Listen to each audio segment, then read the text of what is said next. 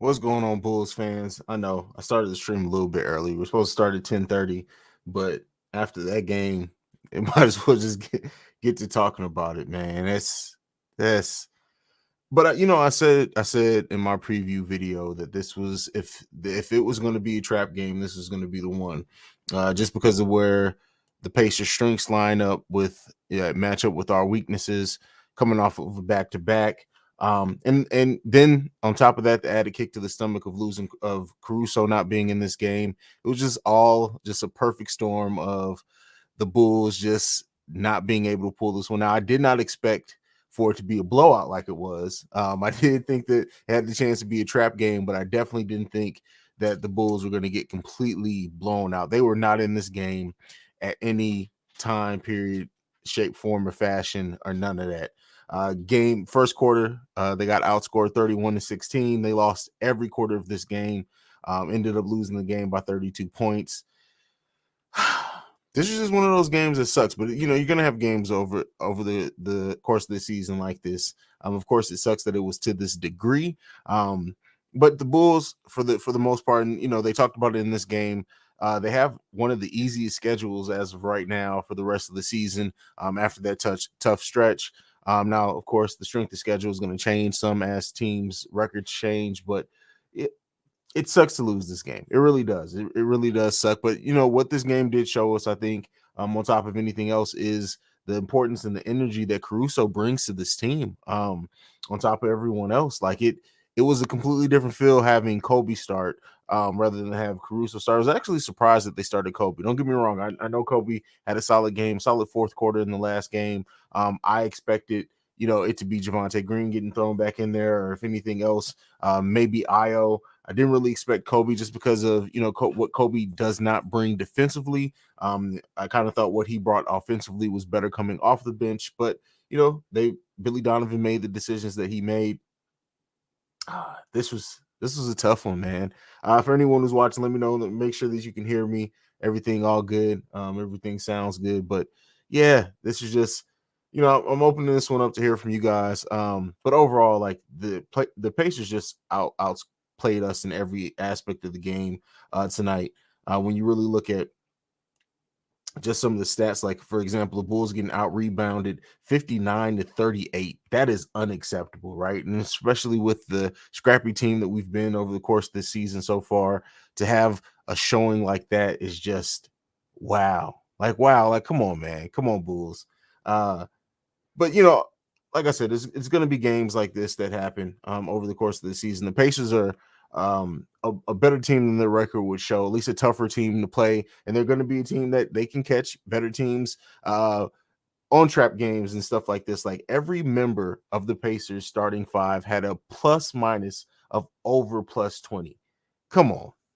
Bulls can't give away games like that, man. They can't give away games like that.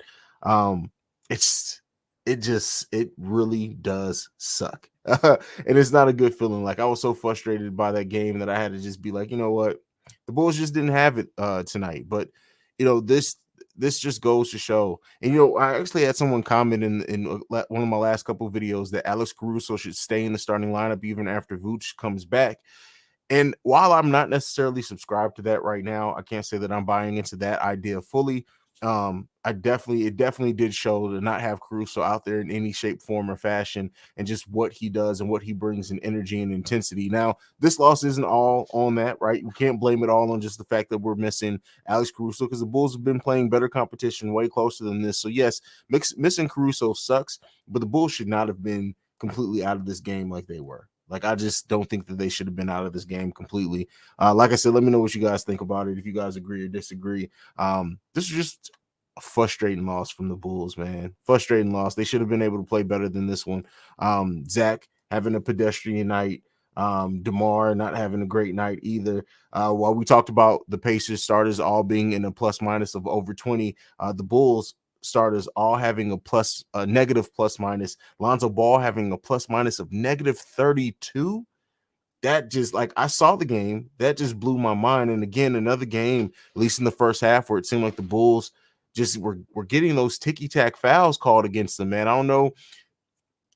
somebody needs to check the refs' accounts after this game. That's all I'm going to say, because some of these refs may have gotten paid a pretty penny to call this game the way that they did. And that's not to say that the Bulls don't foul at all. It's the variance in how the calls were going for the Pacers, and then similar calls not going the Bulls' way when it was time. Also, for the fact that the Bulls were at home and 2 games in a row and seeming like they're on the opposite side of calls that way.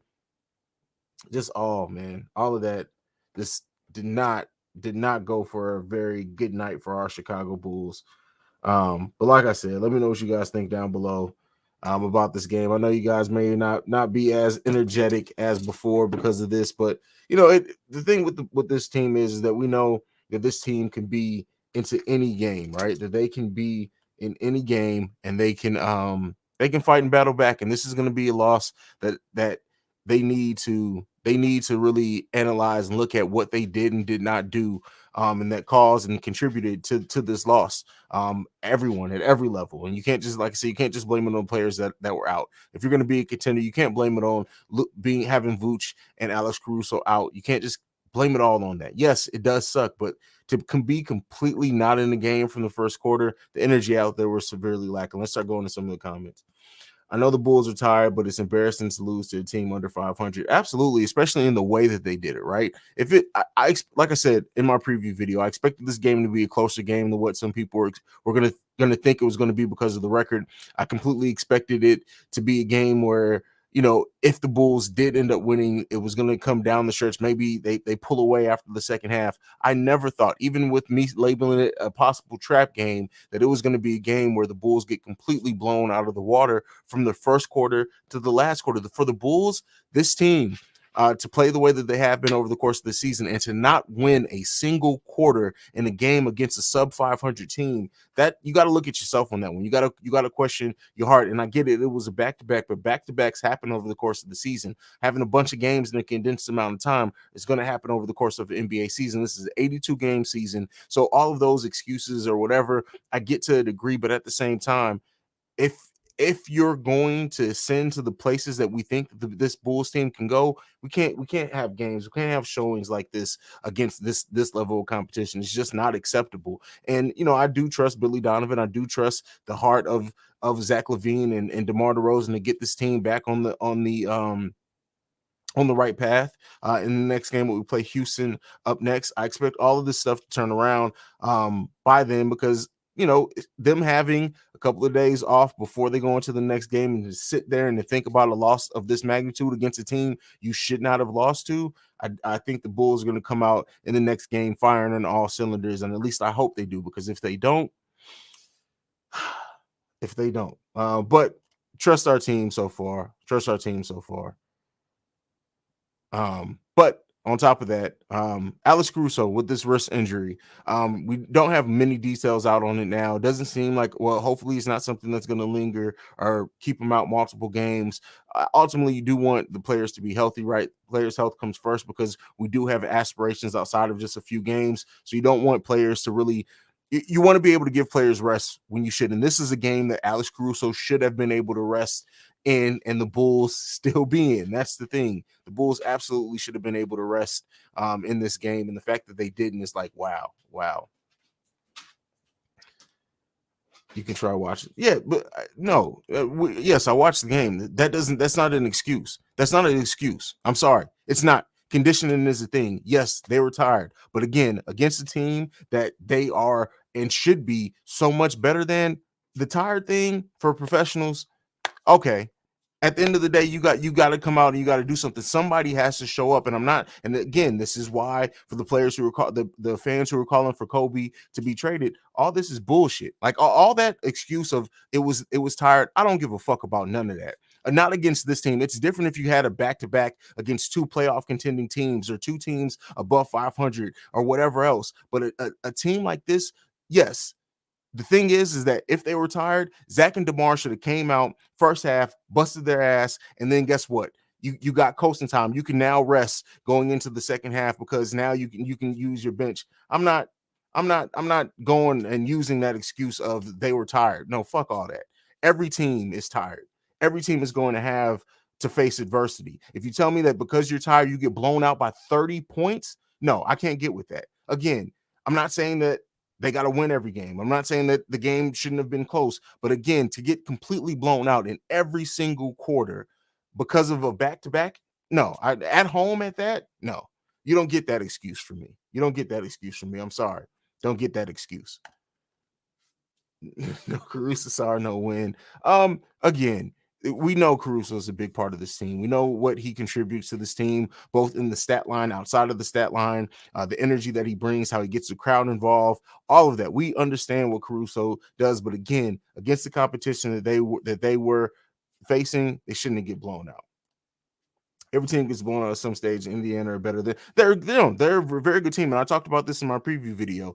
Indiana ranking in close to the top half in both offense and defense. I think they're like 16th in defense, I believe, is in advanced stats and what I looked at. So yes, Indiana is a solid team, right? But not a team where they should have blown out the Chicago Bulls by 30 points. Again, I'm not saying that there's not a world in which Indiana should have won this game. I understand that there's a difference in what I'm saying.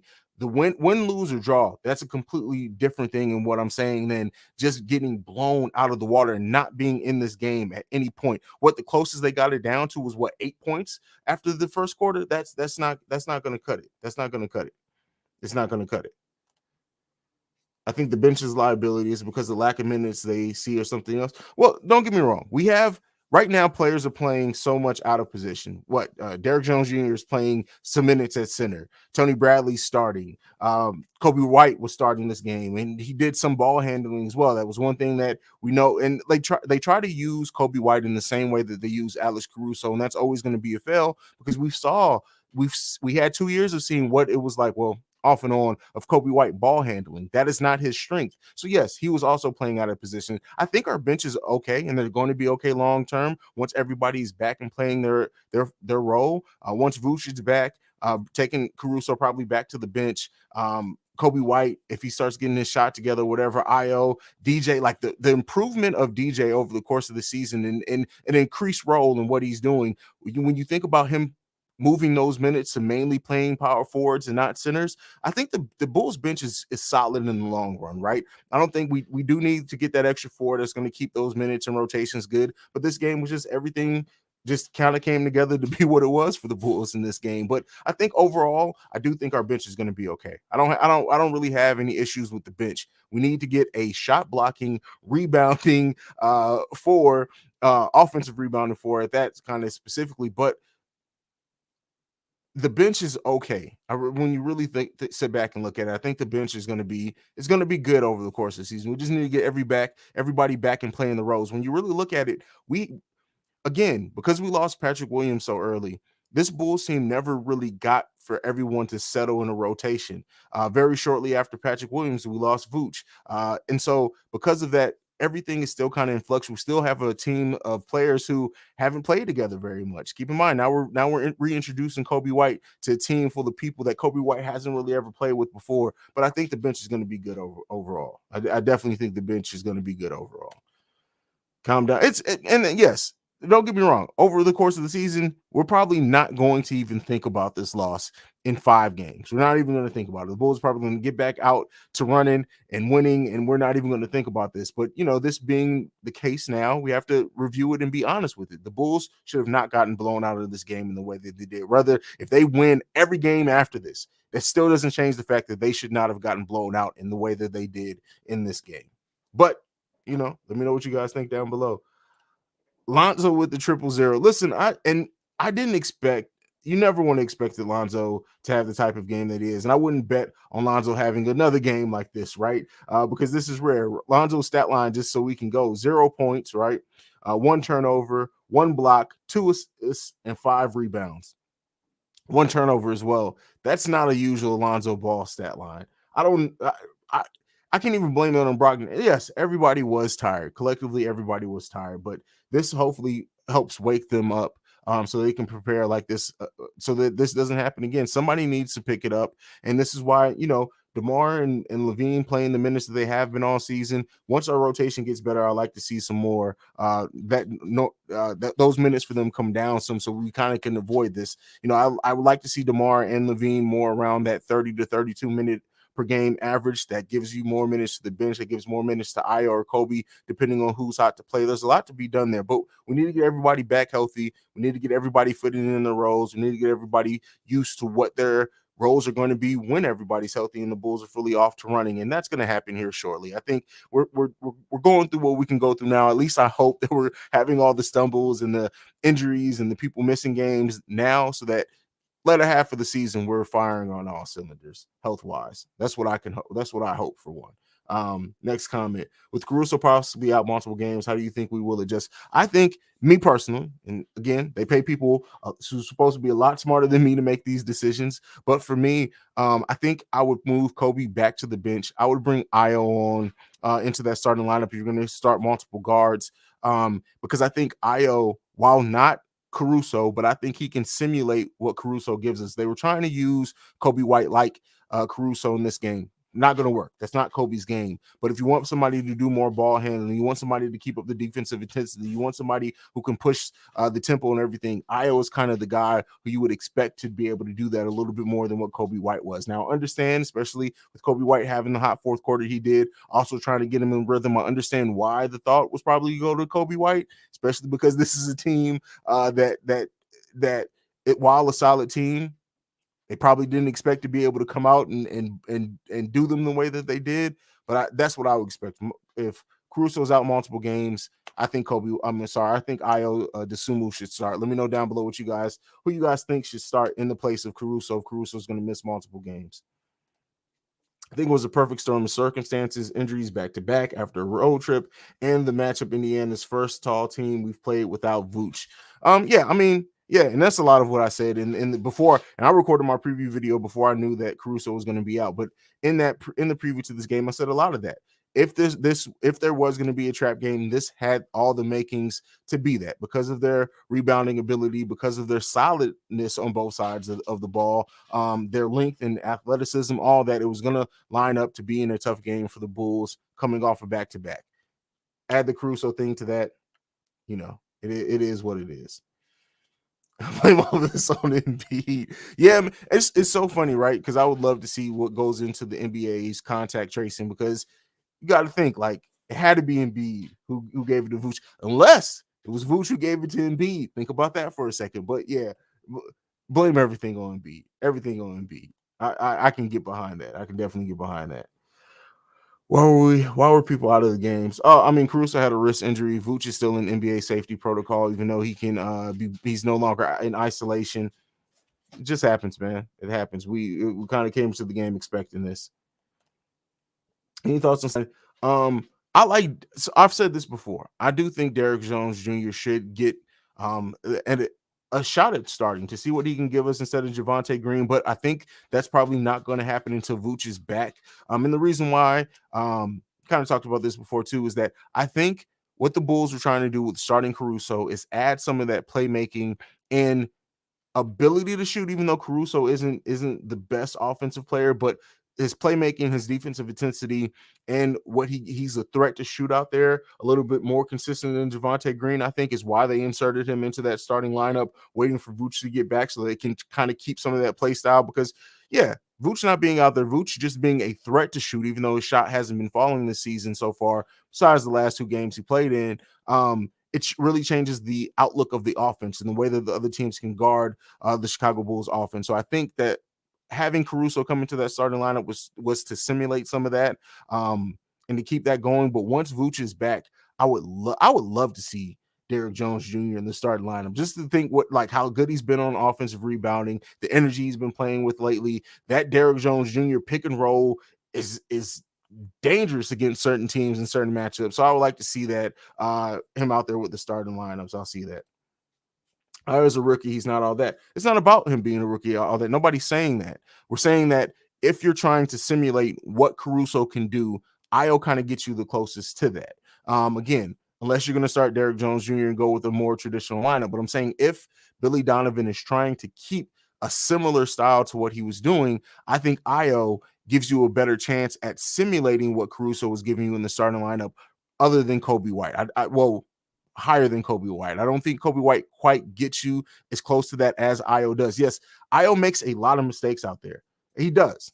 We because he's played so good and the things that he gives us are so great. We kind of miss talking about that. I miss talking about that sometimes. Io does make mistakes. He makes normal rookie mistakes, but that's the thing that makes his progression so high is because once he eliminates the normal rookie mistakes that players make when they come into this league, on top of what he's already doing solidly, nobody's saying he's all that. I don't think anybody's saying he's going to be the best point guard in the league or anything. But if you don't think that Io has the potential to be a really good player in this league, then I don't know what to say. Now, all potential isn't realized, but he absolutely has that potential to give you that and to be a solid rotation player, to a player on any team in the NBA, really. And that's the benefit and the good side of how Io plays basketball is that really he can fit in so far with really any type of lineup that you have going on there because he gives you a little bit of everything out there. And he's really energetic on defense and he turns the ball over and he always keeps his head up. So that's what I think about Io. Not saying that he's all that or the next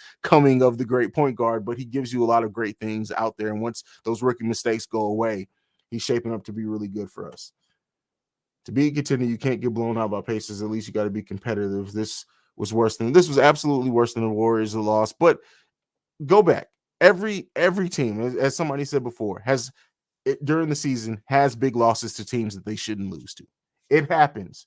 Guess what? You can't say that, oh, you're just not a contender because you lose. That everyone has had that. So yeah, I get it. And yes, this loss does suck. It does absolutely suck and it stinks. And that the Bulls need to take this one to the chin and figure out how to be better than it. But we already know the Bulls still, and we forget that they've played so well together so far, but they still have a far way to go. And we keep introducing new pieces, we keep taking pieces away. Now having Kobe White in the Bulls, trying to get him in the rotation and get him in rhythm and everything.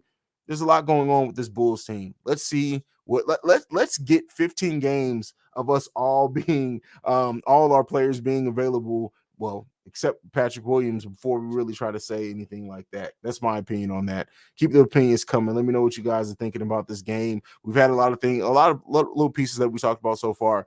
Who do you think should be in that starting lineup if Caruso is going to still be out? Do you think they should keep going with the Kobe experiment, or do you think that? And let me not say experiment, right? Because that makes it sound like him playing in general is an experiment. We're not saying that, but him in the starting lineup, an experiment. He was 2 for 10 tonight, 0 for 3 from 3-pointers. He had some times where a couple of shots where he was wide open that he just needs to hit. And the fact that he didn't was problematic.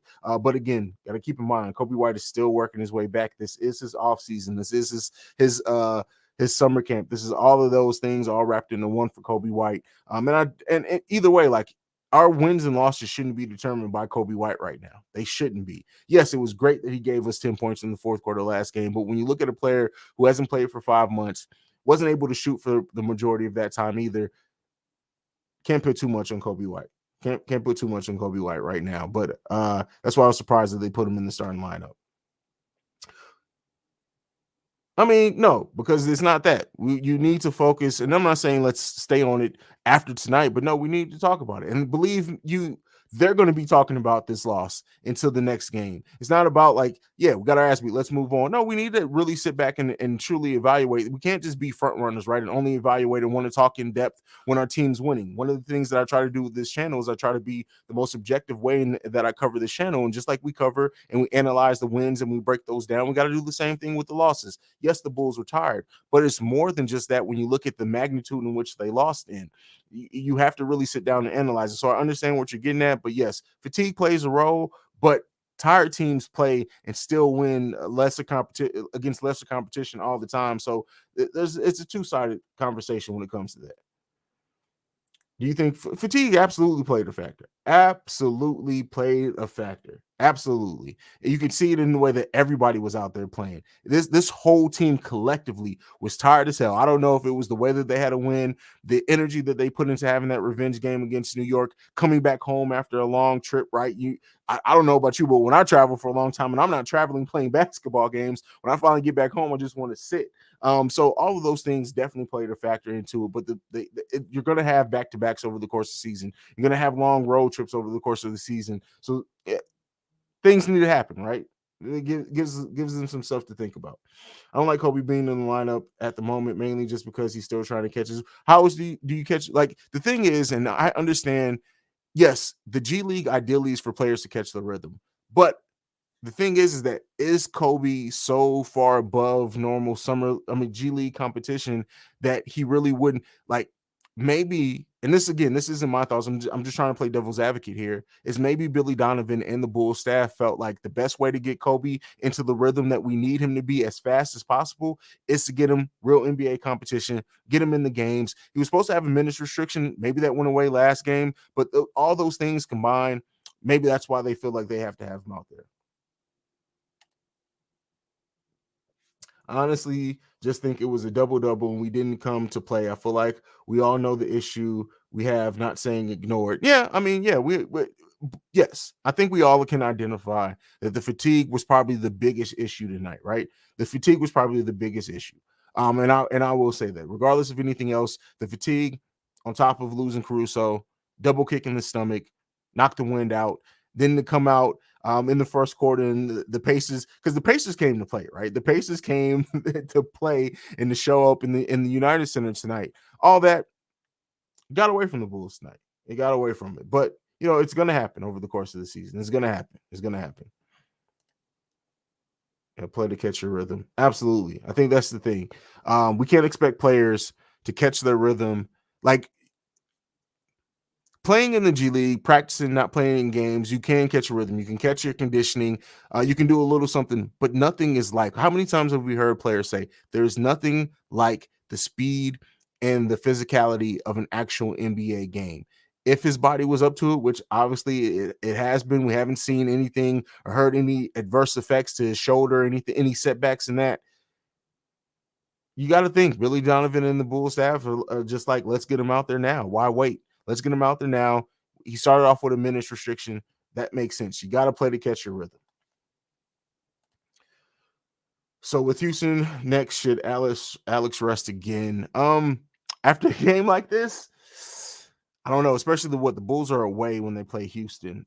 So this is what I'll say is that should he be able to? Absolutely. Should he be able to? Well, Houston Rockets have one of the worst, if not the worst records in the league. Absolutely. But again, after this, after this loss, Alex may want to play himself and be like, look, we can't have another one. But we got Houston and Orlando back to back. I think, and this is just me. Again, I'm a conspiracy theorist. I don't know how many of you guys listen to my other podcasts. I'm a conspiracy theorist. Vooch is going to come back for that Orlando game. I refuse to believe that Vooch is not going to come back for the Orlando game. And I hope he does, because you already know Wendell Carter is going to try to kill the Bulls in that game and really show out. So I would really like to see Vooch come back by that game. But as far as the Houston game, I think we'd be fine if Alex sits again, especially preparing for what we have coming up after that. Not the Orlando game, but just a few games after that. We got New York coming back up here soon. I don't remember the Bulls schedule right off the top of my head. But you just want everybody to get as healthy as they can as soon as possible. And if that comes to rest, and again, because we have aspirations to be playing in March and April, even if we drop a couple, then we drop a couple. It is what it is. It's gonna happen. We got Houston, Orlando, Miami coming back. We want everybody healthy by that Miami game. And that's just me being petty because Jimmy Butler's on the team. And I love Jimmy Butler as a player. I followed his career since he left Chicago. But I can't lie and say yes, I absolutely want him back by that Miami game. And then the biggest game that I got circled on my calendar is that game against Charlotte on the 29th, Battle of the Ball Brothers. I just can't wait to see all of that. So that's me. To be honest, Billy Donovan could have had a better defensive matchup with Haize and Tony on Turner and Sabonis. I'm not a big fan of. I think so. Yes, there were times where Sabonis was switched on Zach. There were some times where it was Kobe, and I was just looking like, of all, like what, like, and that's not to say that Zach can improve. It's not to say that Zach, for a couple of dribbles or whatever, can stay with Sabonis. I actually think Zach may have forced Sabonis into a turnover one of the times when he was guarding him. But yeah, I mean, some of the, as much as Billy Donovan, I think, has, and he improves this team a lot, and he helps the players on this team develop. Sometimes his rotations are mind-boggling, and especially with Haize not playing more during this stretch, where in a game like this, especially with Caruso being out, you would think that Haize would have been able to get off the bench, but and play more. But it's I don't know. There has to be something. I've again, conspiracy theorists. I have theorized that Alize Johnson must just not be capturing the defensive system or the rotations or the schemes on offense or defense or something for him not to be out there.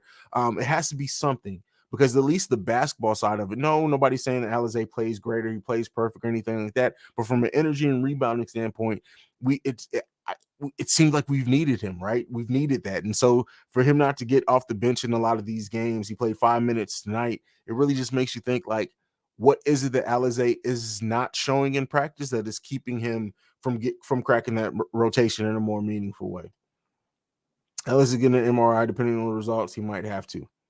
There you go. There you go. Yep, Vooch got to play Orlando. Has to play Orlando. Has to. Has to. The Chicago Bulls beat Houston Rockets by 50 next game. I don't know about 50, but don't after this, and you know it's funny, right? Stephen A. Smith is probably going to come on and be like, I told you guys the fit doesn't work. Whatever he does, he's probably going to come out and say some crazy shit like that. But as much as that shit gets thrown that way, if it does, this loss, DeMar and Levine are going to feel this, right? Because they are prideful people. They know what um the momentum of this team means. Don't be surprised if Zach and DeMar come out trying to each score 30 in the first half of the next game to get the Houston Rockets up out of there, and for the third and fourth quarters to just be academic at that point. Don't be surprised if that happens. Don't be surprised of it at all. That's all I'm saying with that. That's all I'm saying. Because yeah, I expect the Bulls to really come out with a lot of ferocity in the next game to prove some things, but they don't really have much to prove, because I really do, like, we know the Bulls are legit. Anybody who's watched this team, anybody who's seen the way that they play, the way that they compete, yes, this loss sucked, but bet against the Bulls if you want to. That's all I'm going to say. Bet against the Bulls if you want to. That's all I'm going to say. Any other questions? Any other thoughts on the Bulls game tonight, as well as what's coming up next? We play against Houston on, what is that, Wednesday, I believe? Is that Wednesday we play Houston? Yeah, we play Houston Wednesday, 8 p.m., day before Thanksgiving at that. So the Bulls send us into the holiday with a big win, right? They got to send us into the holiday with a big win. Houston Rockets is 1-16, fucking terrible. The Bulls have to show up. We'll get it. Hopefully, we can get a look at Christian Woods. I know a lot of Bulls fans are hoping that the Bulls can trade for him. We'll see. We'll see what happens with that. I'm waiting for Houston to go on the full rebound. I think a lot of teams around the league were probably waiting for Houston to just pull the trigger on getting as many asses as possible. You got to look at Eric Gordon's there. He can help some contending teams. Christian Woods there. Thies, Daniel Thies is there. So those are players that that can help a winning team and not necessarily get them over the hump, but definitely get them into a better position. Nothing going with the John Wall thing, but we'll see what happens with. At this point, I don't want to underestimate anybody, but yeah, I wouldn't be surprised if the Bulls completely blow the Houston Rockets out of the game by the halftime. You think the Wiz can be a real threat to us? I think they can be to anyone if they keep this going, right? I think that they're probably going to fall down some, as we probably will at some point, right? You would think that Brooklyn, the Bucks, that they work it out at some point, and as they start rising back up, we may drop some. The Wizards may drop some, but they can really make it difficult for anyone when you look at like the way that they play, the how they've been playing together, the fact that Gafford is just at points in times like is unstoppable in the middle. Imagine how this team would be if we had Gafford still. Imagine Gafford and Vooch.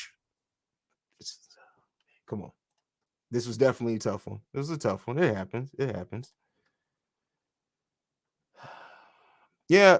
Okay. So half court offense, at least coming into the season, it was projected that half court offense, when it slowed down, was going to be ran by DeMar, Vooch too. Everybody was like, the half court offense is really, when the game slows down specifically, has really just turned into ISO ball. And I trust Billy Donovan and the Bulls kind of get that fixed and get the kinks worked out of that, because that's not going to work in most playoff situations. So Eric Gordon greater than Kobe as a bench scorer. Whew, that's a good conversation, right? Right now, I think absolutely you would have to bet on Eric Gordon over Kobe White. But the thing is we have to think about the long term. But it would be great to have Eric Gordon on this bench right now. Eric Gordon averaging 13.4 points per game so far this season, 2 rebounds, 2 assists, a PER of I think 13.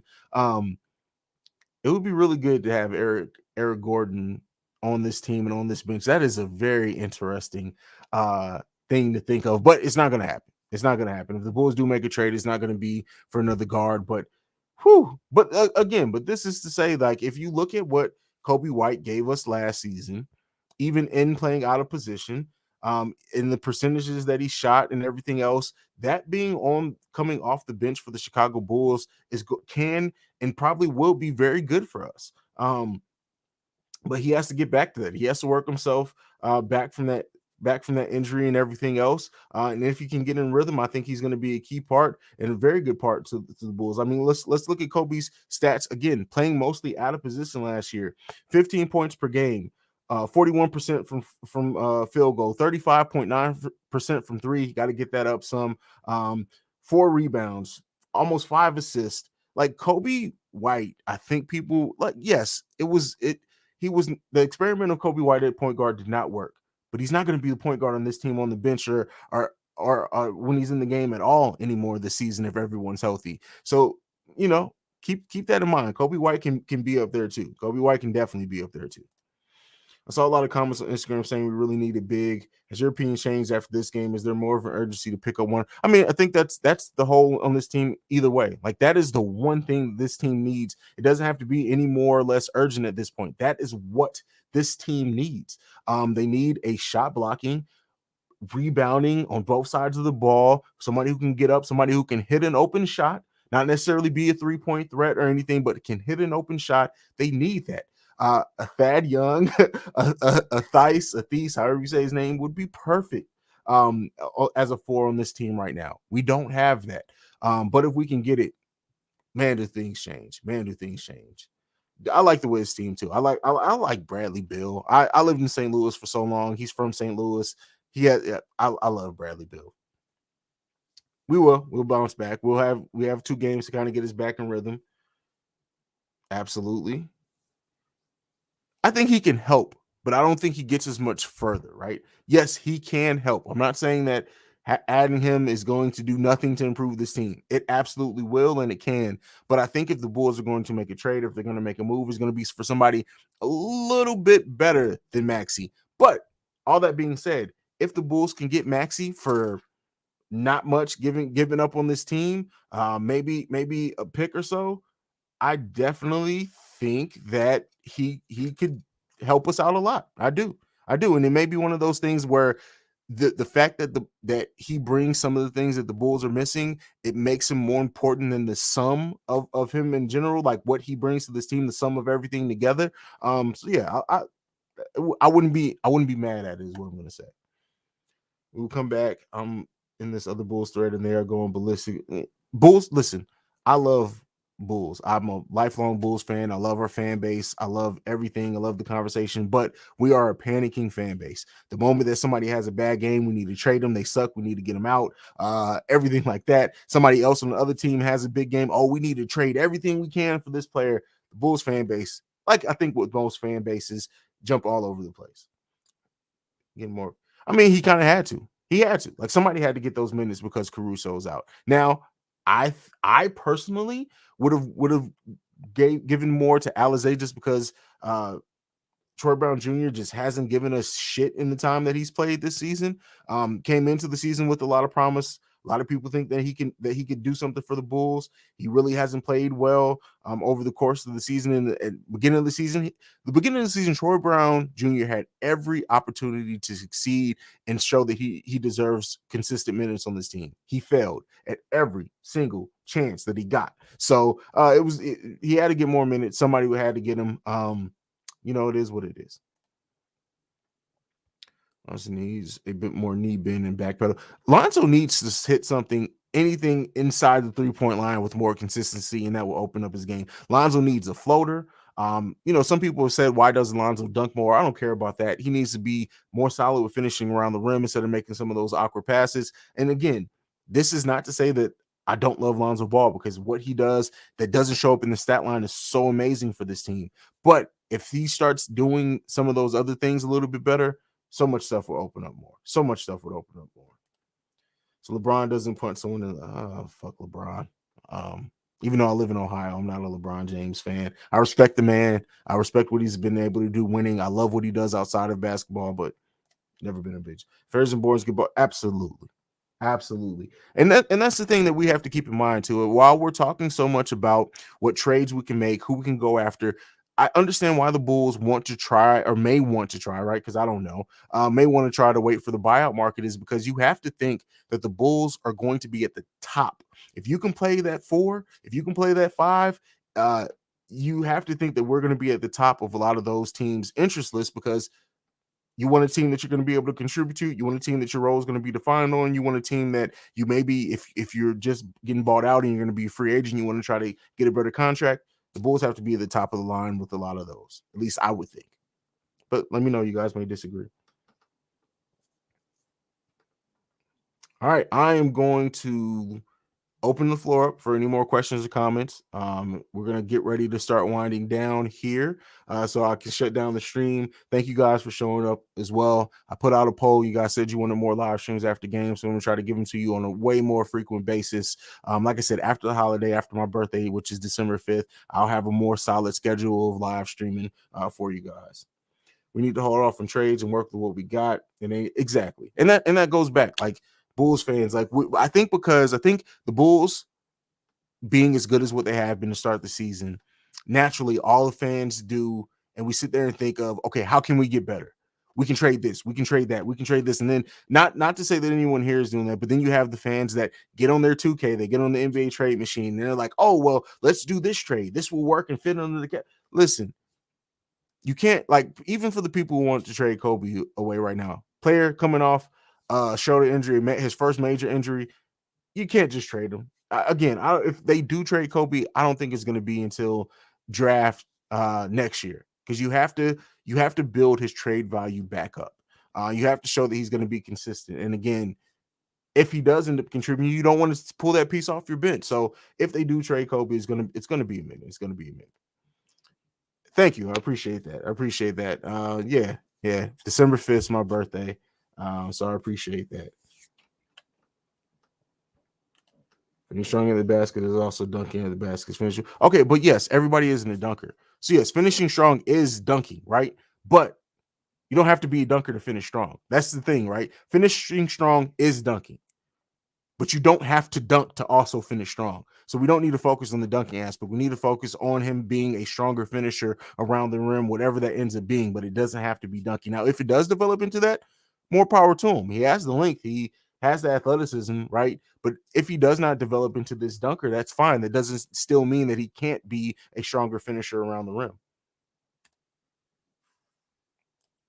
Sorry, that's good. You're right about the bio. Acme are seeing what we've seen. They said exactly, and you have to trust. In Acme, we trust, right? I believe and I trust what they do and what they see. And again, a lot of the way that this team put together, not that many people would have thought that this team was going to come together the way that they did. And even in you look at the way that they maneuver and the trades that they made, they are very smart in the way that they operate with the cap and with the assets that they have. So whatever they do, I trust in them as of right now. They would have to get several bad deals or bad decisions in a row for me to lose faith in them at this point. Oh, thank you, man. I appreciate that. I appreciate that. Happy birthday to your grandma. Let's see.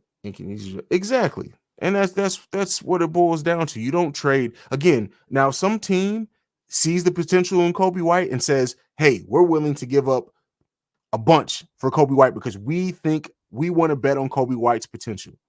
All right. But as of right now, like Kobe White's potential and what he can be to this bench that has fluctuated between the 27th to 29th ranking in bench scoring in the league. You don't want to give up on that in something that we need. Think that they should start Javonte Green instead of Kobe White or someone else instead of him because I don't think he should have been starting this game. I would have either Javonte or, like I said, Io. If you didn't want to give it to the rookie Javonte Green, DJ Derrick Jones Jr. again, if you're going to play Troy Brown Jr. and try to give him some minutes as much as you did, I wouldn't mind seeing Derrick Jones Jr. Get the start either. But we'll see how the rotation continues to develop and everything like that. But all right, I think I am going to wrap this one up. I appreciate you guys for showing up again, like you guys have been so much on my channel thus far. Everything, we'll be doing this more often. We'll be doing live streams in general more often. You guys have called for it. I've said this before. This isn't just my channel. This is your guys' channel. I'm just the host. So if you ask for something, if it's in my power to give you guys, I'm going to give you, especially as you guys continue to just show up, show out, and support me the way that you guys have. I appreciate you guys so much. But yeah, I'm going to go ahead and wrap this one up. You guys already know, like I like to end every video on, go Bulls. I love you guys. Peace.